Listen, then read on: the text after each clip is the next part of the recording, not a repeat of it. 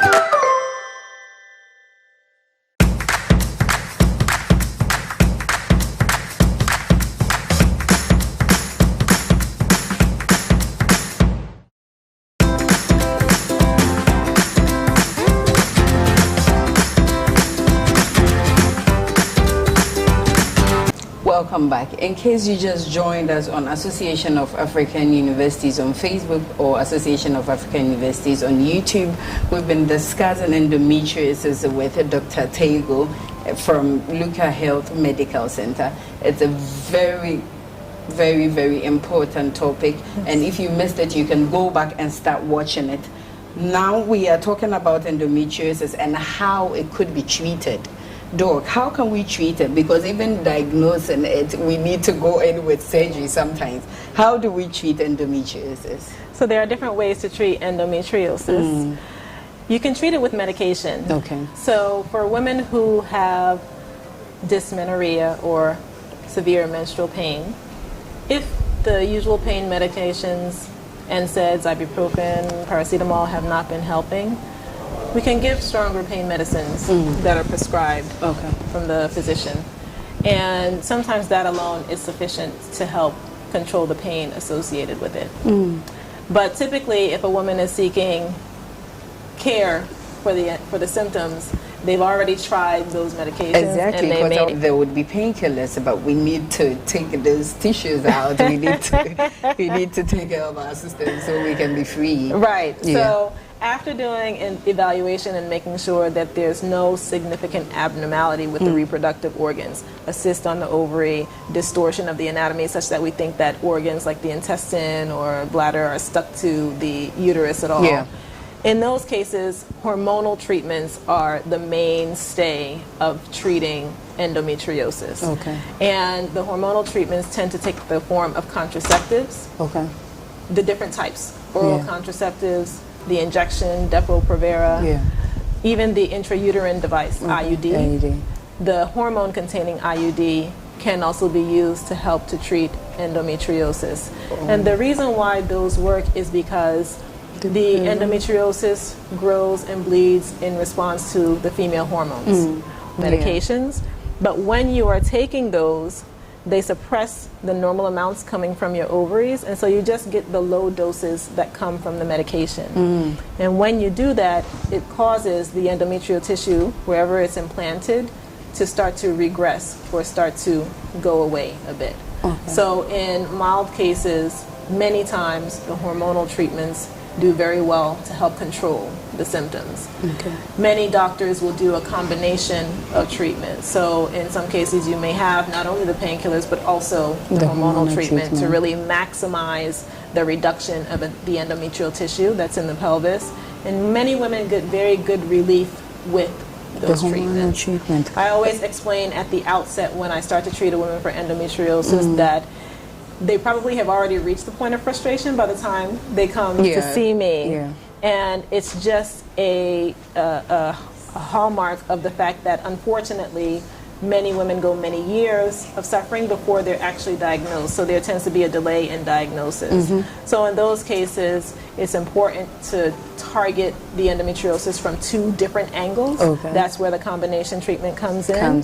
And also to try and be very patient and be willing to find the actual combination that's going to work best for you. Exactly, because when you were talking about hormonal treatment, you know the notion as saying have on the woman and all of that. So I am thinking that is it going to stop me from having children in the future?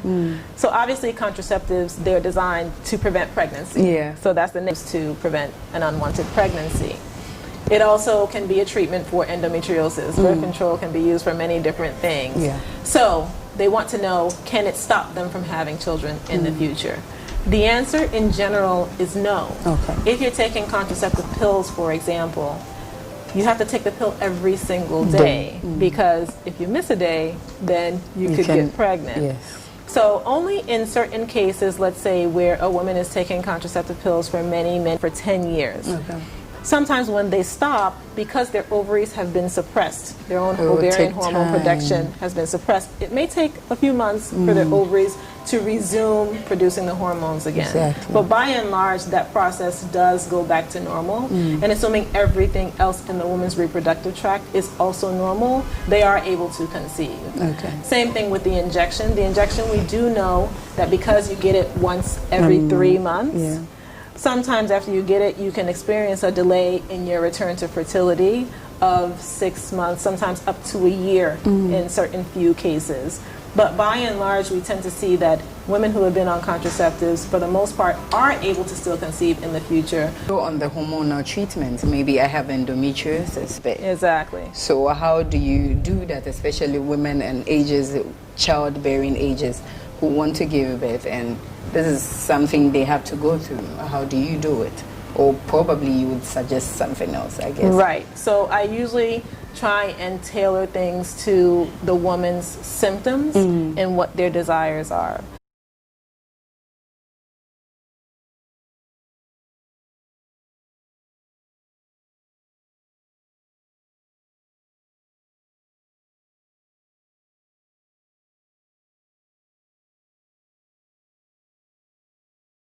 What it does is it suppresses the stimulating hormones that come from use in cases that are a little more refractory or maybe more profound level to really try and make the endometriosis implants shrink away. Case of endometriosis, sometimes it's necessary to do that to maximize the extent to which you have suppressed the endometriosis so that the woman can get symptom and pain relief and then maybe at a certain point start to conceive after that. There can be natural treatments as well. I was about asking because everything has been surgery, has been medication, and I'm thinking what of those of us who want to apply the natural route? How do you do that? But the more severe your endometriosis is, the more likely it will come back. So endometriosis can be staged. That's one of the other benefits of having surgery is that you can get a staging of the endometriosis, meaning you can know how severe it is. It is. So there are 4 different stages. The first stage is where you just have minimal disease. So if you can see on my hand here how this mole looks, sometimes you might just have a few lesions like that. It can look like that inside the lining of the pelvis. If we remove all of that, then you may not have much recurrence. You might, but the likelihood is less. Okay. The second stage is mild, so you may have still just some superficial stage. That's when you're getting into more moderate endometriosis. And with that, you'll have deeper infiltration, meaning that the endometriosis has started to go deeper in the tissues. It's not just on the surface of the pelvis. You may also have endometriosis cysts on the ovaries, even though they're a bit small, so less than 3 centimeters. Okay. And then you have scarring, and sometimes the scarring can be hard, like a rock.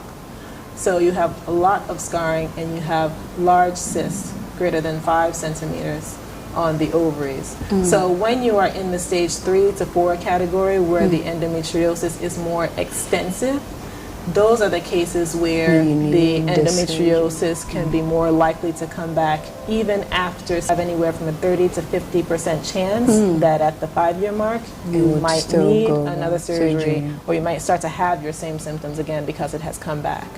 So usually in those cases, that's where the use of an additional medication after the surgery is necessary, because you will need to control the endometriosis after that. So let's give 2 different scenarios. If you have a woman who is not interested in conceiving, or maybe has done with childbearing, you do an endometriosis surgery on her, she has stage 3 to 4. Right after surgery, you put her on some medication. IUD, hormonal therapy for 5 to 10 years, and she would be there very free. Suppressive. You have to suppress it. If you have a woman who wants to conceive, you go do the surgery, she has stage 3 to 4, or whatever stage, then what I'll do is do the surgery. Right after, I put her on some suppression for about 3 months only. Not only does she get a chance to heal from the surgery, but it also will suppress any remaining endometriosis that's there. When I say any remaining pregnancy, the endometriosis is quiet, because you're not going through that hormonal cycling. After she delivers and finishes breastfeeding, then she goes back on something. But it can go back to the hormonal therapy to still put to suppress it under control. Yes, and I usually recommend that for women who have been found to have severe disease. If you have severe endometriosis after you conceive, it's a good idea to go back on hormonal treatment to continue to suppress it, so it doesn't have a chance to start to regrow again once you start your menstrual cycles again. So sitting here, I'm sitting in a position of privilege to learn these things right under your tutelage, and I wanted to ask, like, percentage of women who go to the gynecologist.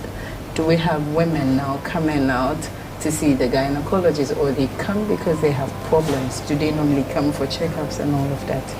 So I came from the U.S. So in the U.S., coming for routine checkups, whether you have a problem or not, is very common. It's the norm.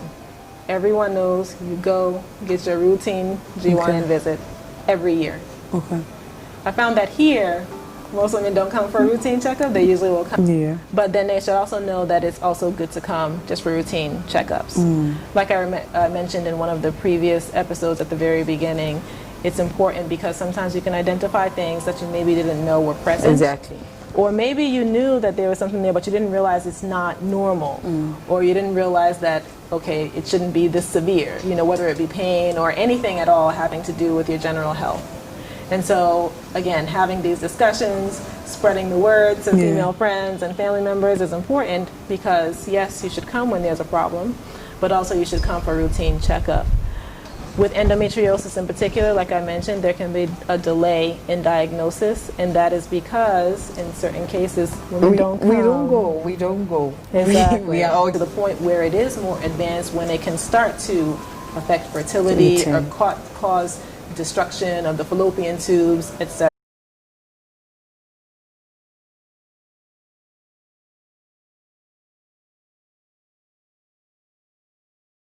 Even know what should be done. What do you have to tell these people?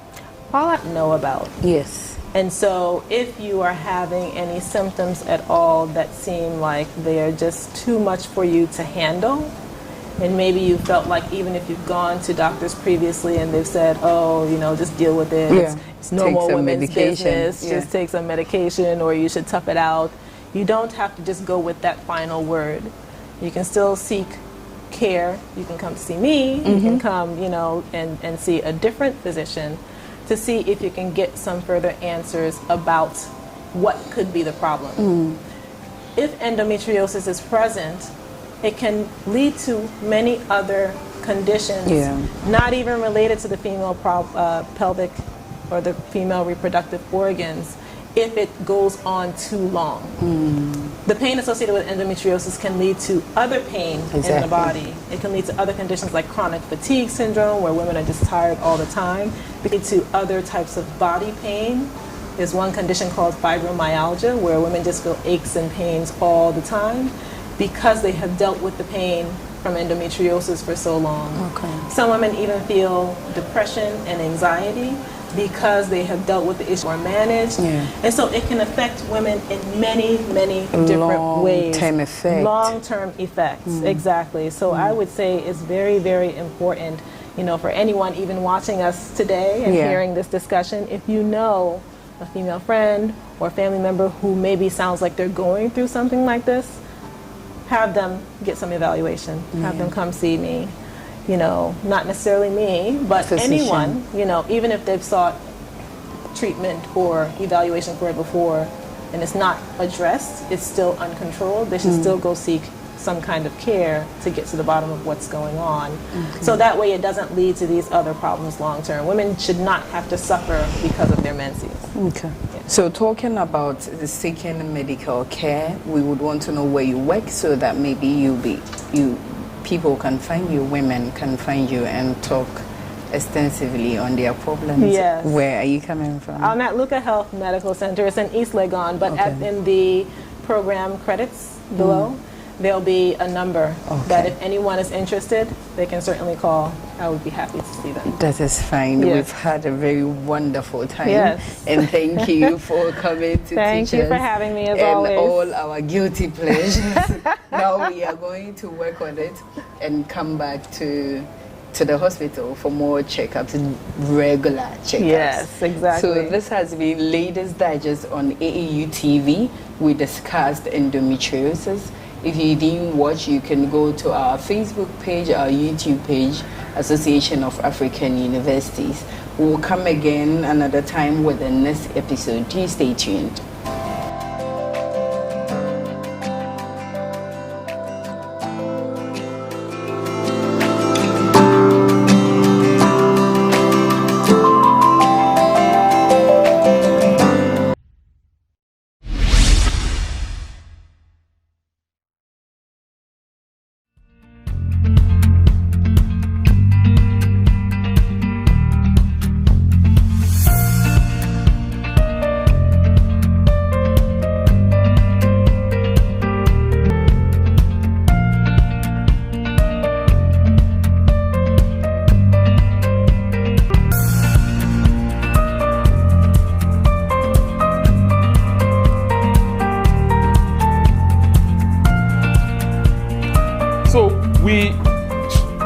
We can come back to this, you know, from time to time. We can come back to clarify all of this. We are going to get to a point where all of us, we have to go back to our concept note and say, okay, now I have come. Concept note. Where is the X here? What is my Y here? And what really am I talking about? This change and growth. So don't say my concept note, I have submitted it, is in the record of PASGA. I can't change anything. That concept note is yours, but then it should not remain like that. But again, you know, it's a bit sometimes quite tricky, you know. But then